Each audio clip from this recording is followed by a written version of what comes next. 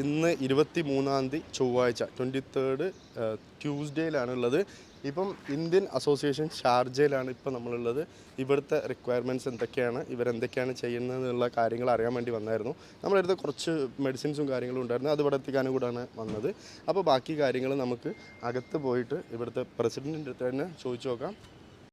വളരെ വർഷങ്ങൾക്ക് ശേഷമാണ് മിഡിൽ ഈസ്റ്റ്, പ്രത്യേകിച്ച് യുണൈറ്റഡ് അറബ് എമിറേറ്റ്സ് ഇങ്ങനെയുള്ള ഒരു കാലാവസ്ഥ വ്യതിയാനം അനുഭവിച്ചറിഞ്ഞത്. വളരെ മുൻകൂട്ടിയുള്ള ഡിപ്പാർട്ട്മെൻറ്റിൻ്റെ പ്രിക്കോഷൻ ഉള്ളതുകൊണ്ട് അപകടങ്ങളൊന്നും വലുതായിട്ടുണ്ടായിട്ടില്ല എന്ന് തന്നെ പറയാം.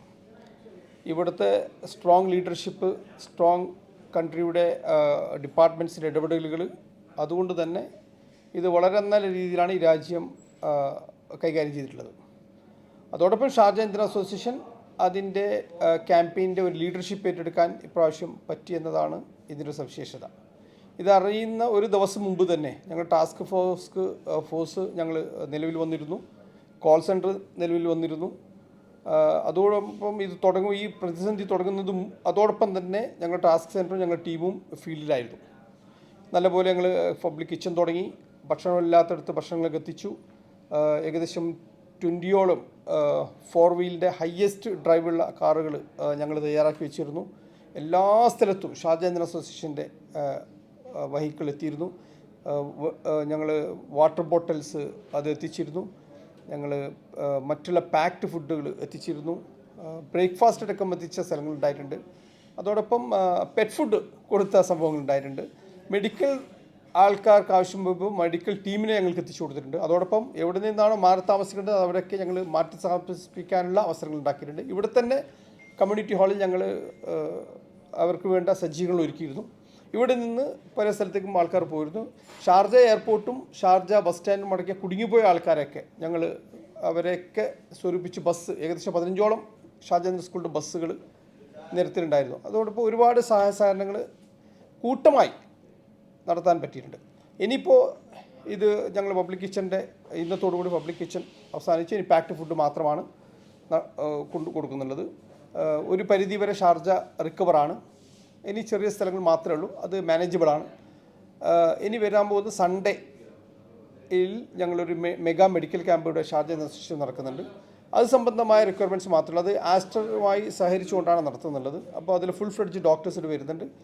അപ്പോൾ അതുകൊണ്ട് അതിലേക്ക് നിങ്ങളൊക്കെ ആർക്കൊക്കെ വേണം, നിങ്ങൾ പ്രത്യേകിച്ച് ശ്രദ്ധിക്കേണ്ട വെച്ചാൽ ഇനി അങ്ങോട്ടുള്ള വരാൻ പോകുന്ന തുടർ രോഗങ്ങളെ അതൊരു പ്രതിസന്ധിയാണ്. അതുകൊണ്ട് എല്ലാവരും ഒന്ന് ശ്രദ്ധിക്കുക. കുറച്ച് ദിവസം ചൂടുള്ള വെള്ളം മാത്രമേ കുടിക്കാൻ പാടുള്ളൂ. ഭക്ഷണമൊക്കെ കഴിക്കുമ്പോൾ വളരെ ശ്രദ്ധിക്കുക. പ്രത്യേകിച്ച് നമ്മുടെ ഇനി എന്ത് ടച്ച് ചെയ്യുകയാണെങ്കിൽ അതൊക്കെ ഒന്ന് ക്ലീൻ ചെയ്യുക. ഞങ്ങൾ ക്ലീനിങ് മെറ്റീരിയൽസ് ഇഷ്ടംപോലെ വാങ്ങുന്നുണ്ട്. എല്ലാ വീടുകളിലും ഇപ്പോൾ ഞങ്ങൾ ക്ലീനിങ് മെറ്റീരിയൽസ് കൊടുക്കുന്നുണ്ട്. ആ cleaning materials is very very important. അതുകൊണ്ട് ഡിസ്ഇൻഫെക്റ്റൻ്റ് ചെയ്യണം. എല്ലാ സ്ഥലങ്ങളും നിങ്ങൾ നല്ലപോലെ അതിൻ്റേതായ തരത്തിൽ ക്ലീനിങ് ചെയ്ത ശേഷം മാത്രമേ ഇനി വീടുകളിൽ നിങ്ങളൊക്കെ കയറാൻ പാടുള്ളൂ. അതുപോലെ ഷോപ്പിൽ കുറേ പാവപ്പെട്ടവരുടെ ഷോപ്പ്, ചെറിയ ഷോപ്പുകൾ, ചെറുകിട കച്ചവടക്കാരുടെ ഷോപ്പുകളൊക്കെ വളരെ വിഷമത്തിലാണ്. അതിലേക്ക് ഇനിയിപ്പോൾ എന്ത് ചെയ്യണമെന്നാണ് ഞങ്ങളുടെ ഒരു ആലോചന എന്ന് പറയുന്നത്. അതുകൊണ്ട് ഏതായാലും ഇതുവരെയുള്ള കാര്യങ്ങളൊക്കെ ഞങ്ങൾ നല്ലപോലെ ഷാർജ ഇന്ത്യൻ അസോസിയേഷൻ ചെയ്തു. ചെറിയ പാക്കിൽ കിട്ടുന്ന ക്ലീനിങ് മെറ്റീരിയൽസ് ഓരോ കിറ്റിലാക്കിയിട്ട് ഞങ്ങൾക്ക് ഓരോ വീടുകളിൽ എത്തിക്കണം. അത് സംബന്ധമായ ആർക്കെങ്കിലും സഹായിക്കാൻ പറ്റുമെങ്കിൽ വളരെ നല്ലതാണ്. പിന്നെ മരുന്നുകൾ വളരെ പ്രിസ്ക്രൈബ്ഡ് മെഡിസിൻ, ഇപ്പം മറ്റത്തെ സൺഡേ ഇവിടെ ഡോക്ടേഴ്സ് ഉണ്ടാവും. അപ്പോൾ അവർ പ്രിസ്ക്രൈബ് ചെയ്യുന്ന മെഡിസിൻസ് കൊടുക്കാൻ പറ്റുന്ന ആരെങ്കിലും ഉണ്ടെങ്കിൽ, ഫ്രീ ആയി കൊടുക്കാൻ പറ്റുന്ന ആരെങ്കിലും ഉണ്ടെങ്കിലും അവരെ ഞങ്ങൾ വെൽക്കം ചെയ്യുകയാണ്. പിന്നെ സ്വാഭാവികമായിട്ട് കുറച്ച് ദിവസം കൂടി ജലം വേണ്ടി വരും, ചെറിയ ബോട്ടിൽസ് വെള്ളം വേണ്ടി വരും. അതൊക്കെ ഇതിൻ്റെ റിക്വയർമെൻറ്റ്സ് ആണ്. ബാക്കിയുള്ള കാര്യങ്ങളൊക്കെ ഓക്കെയാണ്. ബാക്കി ഞങ്ങൾ ബേബി ഫുഡ്സൊക്കെ പ്രിസ്ക്രൈബ്ഡ് ആണെങ്കിൽ അത് നമ്മൾക്ക് പ്രിസ്ക്രൈബ്ഡ് നാപ്കിൻസ്, യെസ്, അതുപോലെ കാറ്റമീനിയൽസ്, ഈ ഡയപ്പേഴ്സ്, പിന്നെ അങ്ങനെയുള്ള കാര്യങ്ങളിലൊക്കെ എല്ലാവരുടെ സഹായം ആവശ്യമാണ്. ആ തരത്തിലുള്ള എല്ലാ കാര്യത്തിലും പിന്നെ സഹായം ആവശ്യമാണ്. ആ തരത്തിലേ ആവശ്യമുള്ളൂ. ഇപ്പോൾ ഇനി ഫുഡിൻ്റെ കാര്യത്തിൽ ഒരു 100% ഏകദേശം കൺട്രോളാണ് കാര്യങ്ങൾ. ഇപ്പോൾ കളക്ഷൻസ് ഉള്ളത് ഒന്ന് ഹൈജീനിക്, അതായത് ഡെറ്റോൾ പോലത്തെ സാധനങ്ങൾ, ക്ലീനിങ് എക്യുപ്മെൻറ്റ്സ് അല്ലെങ്കിൽ ക്ലീനിങ് പ്രോഡക്ട്സ്, അതാണ് മെയിനായിട്ട് ഇവർക്ക് ആവശ്യമുള്ളതെന്ന് പറഞ്ഞിട്ട് ഇവിടെ നമുക്ക് കളക്ഷൻ മാത്രമേ ഉള്ളൂ. ആരും ഇവിടെ വന്നിട്ട് വാങ്ങാമെന്ന് വിചാരിക്കേണ്ട, കളക്ഷൻ മാത്രമായിട്ടുള്ള പോയിൻ്റാണ് ഇവിടെ ഇപ്പോൾ സെറ്റ് ചെയ്തിട്ടുള്ളത്. പിന്നെ ആവശ്യമുള്ള സാധനങ്ങൾ ബേബി ഫുഡ്, പെറ്റ് ഫുഡ്, അങ്ങനെയുള്ള എല്ലാ സംഭവങ്ങളും ഇവർക്ക് റിക്വയർമെൻ്റ് ഉണ്ടെന്നാണ് പറയുന്നത്. ഇവിടെ ഞായറാഴ്ച ഒരു വലിയ മെഗാ മെഡിക്കൽ ക്യാമ്പ് തന്നെ നടക്കുന്നുണ്ട്.